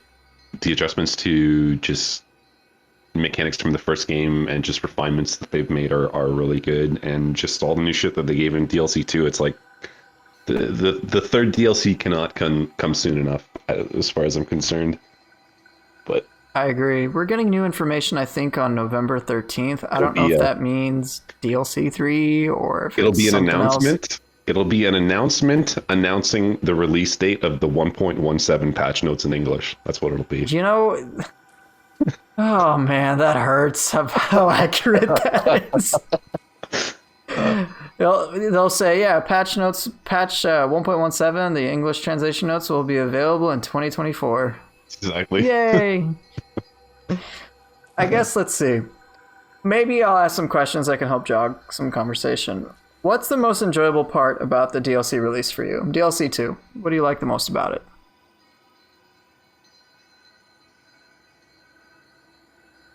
Just the new options. I've really enjoyed making new build and just kind of tweaking different approaches to like armor, or having this idea of, oh, I want to make this build, but then finding like this new accessory with this crazy grace and these star effects, and it's like, oh shit, well now I want to do this instead. Like it's so much more interesting and engaging for me.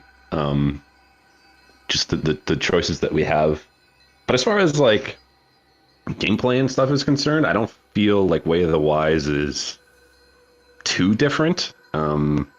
Aside from obviously the introduction of the fists, which are like crazy, and I'm still wrapping my head around that weapon. But yeah, I would just say, like, for me, the biggest things are the introduction of the fist is insane, and just the new build choices and freedom that we have from DLC 2 has definitely spiced up the game in a very interesting way. I think that's by far the biggest improvement. What about enemies? How do you feel about the new DLC enemies or the bosses? I haven't spent enough time with most of them to really have a strong opinion yet. Some of the what's it called? The returning bosses from the first game, I'm pretty iffy on. Like Giant Toad, for instance, was a boss that I really enjoyed in the first game, but I my first impressions of the DLC or the Neo 2 version are not particularly good. Like, he seems to just be so much more spam happy with his ninjutsu, and the ninjutsu itself is far more obnoxious and like space restrictive. And he fucking backpedals like every other goddamn enemy in the game. It's like, Yeah, he does. But so, I noticed that like things like the paralysis bombs and whatever that he would tossed out, they're spaced out a little differently. The new like feather ninjutsu, I'm still wrapping my head around that. I know I overall found Giant Toad to be pleasant, but he did feel in a large part kind of the same from Neo 1. Still fun, but just it didn't feel like as big of a change as say Nioh was in the first DLC. Like when I played, and reimagining of Nioh, that fight is great. Yeah, it is. What about White Tiger for you? White Tiger was certainly different. I was happy that they made it so that his eye wasn't necessarily as vulnerable. Now it's his tail, which carries some real risk.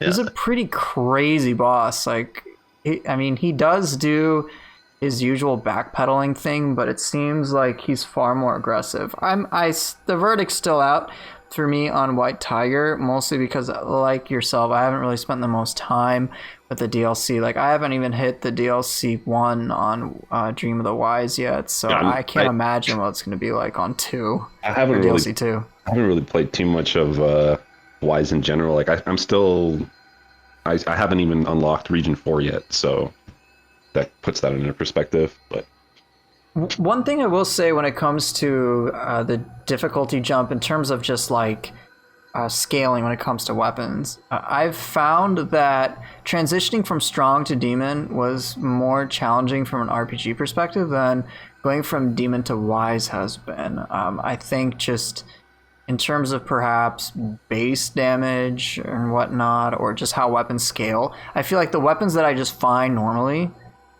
pretty much handle any and all content in Dream of the Wise. Like, I'm just like, all right, I don't really have to gear up. I don't have to get 190 plus 30s or anything like that. I'm just like, well, I just pick up whatever I find and go from there, and that's pretty much it. Like, I'm not min-maxing damage whatsoever. I feel even less pressure than I did on demon difficulty, which has admittedly been pretty nice.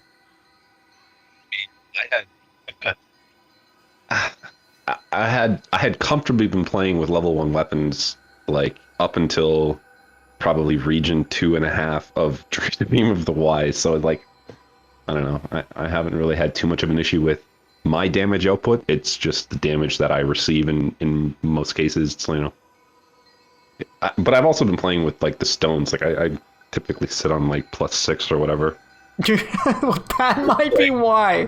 Like, you know, I don't know. Level. Okay, wait. Let me get this straight. So I'm not on any stone level right now, and for me, the base experience, I'm like, yeah, this is a lot better, and I could nerf my damage. I mean, the alternative now is, I can make it so that enemies are tankier, which I have actually considered going up to like +1, +2, or even +3. I don't know if I'm gonna do that. I can always revisit that and figure out my sweet spot. But dude, you're using level 1 weapons on +6. Get the fuck out of here. No. So what I'm saying is like basically how I had designed my character from Way It's Strong was like I put together a single armor set that was optimized. I guess you could say it was optimized to some extent for damage. My dream of the strong stuff was still like Pit Viper, Master Swordsman for like the key consumption, and like Hat Helmet for key recovery. But like the specific stats and that kind of stuff I was interested in I was still going after like damage related things like attack on all my gear, whatever, right? So the way I would do it was I'd build my character as if I was, you know, min-maxing for like the high-end gear, max level weapons, and then I would just scale back my damage to an appropriate amount by using weaker weapons. So when I wanted to farm and I wanted to just kill shit quickly or do like co-op, you know, I toss on my regular weapon, I'm good to go, and I'm, you know, playing like normal, like kind of everybody else. But then when I'm doing stuff on my own, I play with level 1s, and it's enjoyable. And I actually did like pretty much all of Dream of the Demon that way too, and I was like perfectly fine, like because we were able to get, you know, graces on level 1 weapons, and like a level 1 weapon with Benzitin or versatility, I should say, in Dream of the Demon, like felt like a lot of damage, which I find hilarious. Yeah, so, it is. So I went into like Dream of the Wise, and without any like stone levels, you know, I did like region 1 pretty much all with level 1s, and then I started using the stone levels, and then now I'm using like properly leveled weapons as kind of I'm playing on higher stone levels. But yeah, it's like I really have never felt the need to optimize, get more damage in like at any point in Nioh so far. So it's always just been like a focus on going for utility or just, you know, cool shit that like more anima to spam or to spam yokai abilities, that kind of shit, rather than just like break sorry, damage. you said spam yokai abilities. I only hear you should only be saying spam Ippon. Come on, man. Yeah. Fair enough. That's it. Get with the program. I got Kasha to spam too, though, and now I've got shooting. Oh man, just like. Dude, shooting Doji. Okay, so from the It's footage so you good. sent me, The core is like, so holy good. shit, man, it's so good. It's I'm excited about the change to that. It's only Please 5 nerd cost. out and tell us why shooting Doji is such a great core. Okay, so initially, when the game first released, it was an 11 cost core, 11 attunement cost core that was slow as fuck, and it could not apply Scorch in one use on like the majority of enemies. Like it just wasn't very good. So what they've changed in DLC 2 now is it's way faster. Like it's like half of the animation time as it used to be. Its Scorch application seems way better as well. Like it's very easy to apply Scorch to enemies. And more ridiculously, it gives you a extraction and Pleiades buff just for using the core. You don't even have to hit anything with it. you just get extraction and Pleiades for using it, and it's only like 5 anima cost to use. I don't know. It's so drastically better than it used to be. It's crazy. It's a worthy boss core now. I've seen how you've incorporated in your footage. I'm like, dude, that looks so good. It's nice. It's a nice option. I'm like, yeah, boss cores like should feel powerful like this. And so, damn. What other cores have you noticed that you feel like are a lot better now to use? Or what about the new cores? Have you really dabbled with them that much? The 2 new cores that I actually really like are Yasha and Lightning Gods of Yomi. Lightning Gods of Yomi is pretty interesting. Your hitbox gets really weird when you do like the little lightning teleport. So I feel like you can avoid a lot of attacks with it. And as you kind of travel to whatever your lock-on target is, you do the lightning strikes as you move. So if there's like a group of enemies and you're targeting somebody in the back, and there's like a bunch of enemies between you and that target, as you zap through, you just like, you electrocute everything, apply lightning, do a bunch of shitload of damage. But then there's that utility of the skill, but then also like if you corner an opponent or like, get them stuck with their back to a wall, you basically just shotgun the lightning attacks on the spot on top of the enemy, and you just nuke them down like crazy. So that core feels pretty good, and it has some interesting utility. Yasha's really strong. Feels like it does a shitload of break. If you can catch like a human enemy blocking, it'll also like kind of send them flying. Like oh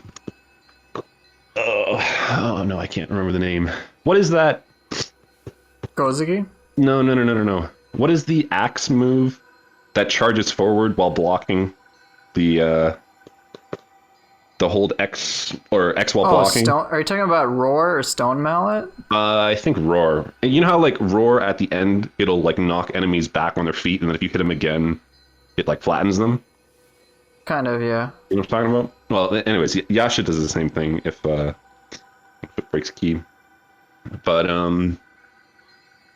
beyond that, I haven't really played too much with the other cores. The wagon, Goro, Boom, I don't know what the fuck the name is. Oregon Trail, I don't know. Oregon Trail, yeah, exactly. That thing seems pretty cool, but I don't use like corruption. I use purity weapons, so it would be like just antithetical to use that core. I haven't really messed with it too much. I wish the foxes were better. I've been trying to make good use of them, but I don't know. I just don't like them. Without spoiling too much, I've seen the Fox Soul Core used in some of the combo mat stuff. It's kind of functions in like just a longer duration Oni B, and it has a little bit more stagger. It doesn't necessarily apply an element on your weapon, but it certainly seems like an interesting choice from what I've seen. I've seen Hellish Hag use as well. It has a bit of a long recovery frame, somewhat, but for that, it like has a really rapid approach, and just it's pretty interesting. I'm surprised with the speed of it. What other one am I missing, or is that pretty much it? I don't remember the other soul cores right now off the top of my head. There were soul cores for the totally not Namahage warrior out of 10. Oh, the not Namahage. That one is interesting too. It has a grab function at the end of it, and I've seen some very interesting applications to it. It has like, so it basically stabs a target repeatedly and then just like slices their throat on humans. I'm like, dear Lord, that's savage. Jesus. But yeah, we've got a not Enki in the game and a not Namahage in the game. I'm sure we'll get lots more not whatever in DLC 3 We'll get a too. not Magatsu or something. Or something. Instead of Otakemaru, we'll get no Takemaru. I also tried using like the soul cores for the returning bosses, and they seem pretty underwhelming as well. Like the Toad soul core, just it takes forever. It's got such a long animation. I feel the same way about White Tiger. Even Nioh is like not that good. Like the hitbox for the lightning just seems so weird and unwieldy. None of the returning boss soul cores actually seem particularly good, but maybe that'll be something that gets adjusted later on, kind of like shooting was. Yeah, I really hope so, because I think one thing I mentioned this before, but boss cores, in my mind, pretty much no matter what they are, should have really powerful effects. Now, powerful doesn't necessarily just have to be, hey, it does a lot of damage, but just something that feels like it's really worthy of being the boss's soul core. And I think that feeling doesn't really apply equally to most of them. So, for example, Gozuki's does feel very powerful because it just destroys key damage and whatnot.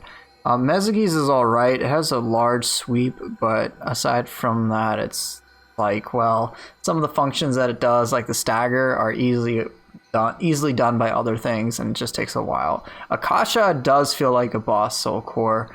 I will say that. It's pretty, like, the big deal. Otakemaru's is also kind of the same. I have my issues with it, but it's a very noticeable effect. But a billion times, and it's still good. I think that's pretty indicative of how solid it is, you know? Right. I mean, I've talked about this before in terms of my personal thinking on how to adjust its balance. I think its damage should actually go up, and instead it should kind of put you in an animation lock in the same way that soul cores like the Koroka do, in which you're like stuck in a long animation while you're channeling it. And same thing with Otakemaru. Like, Otakemaru should be like a beast thing to pull out, and I think it should mimic what the boss actually does. As it is right now, it's just like, all right, go 10,000 swords, kill everything. All right, let me do a bunch of attacks. 10,000 swords, go again. And it just becomes like the spammable ability as opposed to like, wow, I'm using like this game-defining ability. Asha very much feels that way too. Basically, any of the cores that will like apply their function as they allow you to still like play the game are just objectively very strong. So right. Asha, at least, I mean, Otakemaru is the same, but you can't do other soul cores during them, but it's just like, they're still really powerful regardless. I actually never thought Kasha's damage needed to go up. I think it just being able to hit multiple targets and inflict a bunch of fire damage and leech life was already pretty good. Kasha's So I was like, they actually pretty insane. Yeah, I'm like, they boosted its damage to the point I can just throw it out and then just stop paying attention. Like, come on. When did they buff Kasha's damage? I don't remember. It might have been around DLC 1 or patch 1.09 with all the blue online missions. I thought you meant like recent. Okay. Yeah, it's not recent. I remember they boosted it and I was like, really? They need to? The one thing that they did change in the most recent patches is they reduced how much pushback it has, because they just push enemies so far away you basically never get to deal with them. I'm okay with that, but like, its damage is pretty high. Yeah.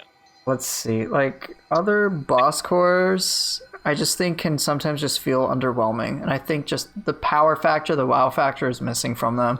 It's peculiar in that, at least from what I recall, soul cores like Gaki and Dweller are harder to use than Otakemaru. Like, come on. Gaki and Dweller should be like, hey, they're easy cores to use, but they also don't do anything too radical. You know, it's kind of the whole risk-reward relationship, but I've talked about that like dozens of times. I think when it comes to new soul cores overall, it's still going to kind of be something we'll evaluate more over time, but it seems like there's definite winners. Lightning Gods of Yomi, as you said, Yasha are certainly one of the more popular ones. I haven't seen that many applications with a cart yet, but it may be something I have to dabble with. I pretty much just evaluate soul cores on how quick they come out and other utility-based functions that they can put out. So I still got to work with other things besides Epon, but you and I both know I'm committed to Epon because Epon is love, Epon is life. Yeah. I guess then, since we're almost at the 2-hour mark, is there anything else that you feel that we should perhaps discuss, or you have any parting thoughts, perhaps? Particular. Like I said, I've been very, very pleased with all the adjustments. So like, if there were things that bothered me, I would probably be much more likely to bitch and moan about that. But I just, Okay. I don't know. I've very much enjoyed kind of the adjustments, and I'm just waiting for DLC 3. Oh, actually, one thing I can say that I think would be cool if they decided to implement more yohai abilities that function in a way like on Yudo or Mitsume or whatever. There was like in the clips that I sent for the combat stuff, I was trying to show off the element switch on Mitsume. Yeah, that was cool. Yeah, but just having more interesting interactions with like the soul cores and stuff like that, or even just soul cores that have more unique or specific effects, like during Dark Realm, that kind of stuff. I think there's a lot of potential for stuff in that regard, but it'll just depend. I agree.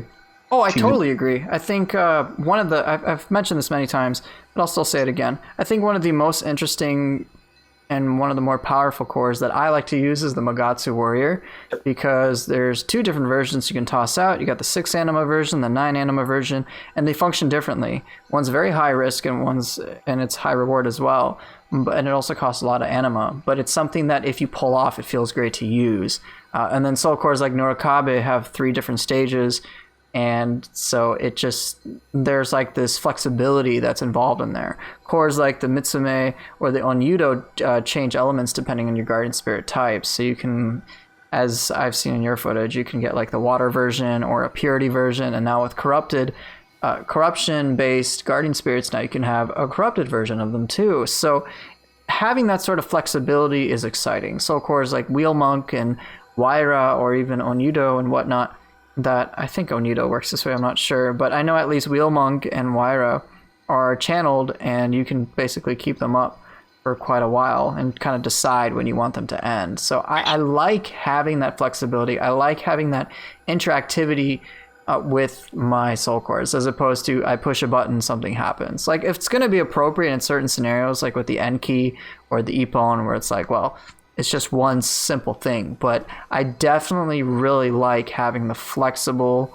soul cores that I feel like I can tailor to a variety of different situations. It kind of adds more meaning to them. Something like Enki or Apon, that it's like, you press the button and it does one function.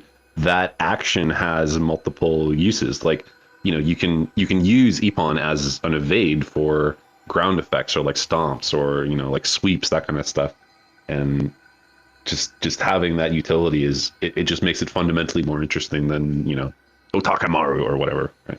Yeah, as opposed to just like, let me do damage or let me just stagger. It's like, okay, I like that. I like anytime the game encourages me to use a variety of different things, that it excites me to use different things. That's why the DLC, in terms of its loot mechanics, have actually excited me, because they don't just encourage damage, they encourage play styles. You can be a mage warrior, you can be a ninjutsu, like a ninja warrior type stuff.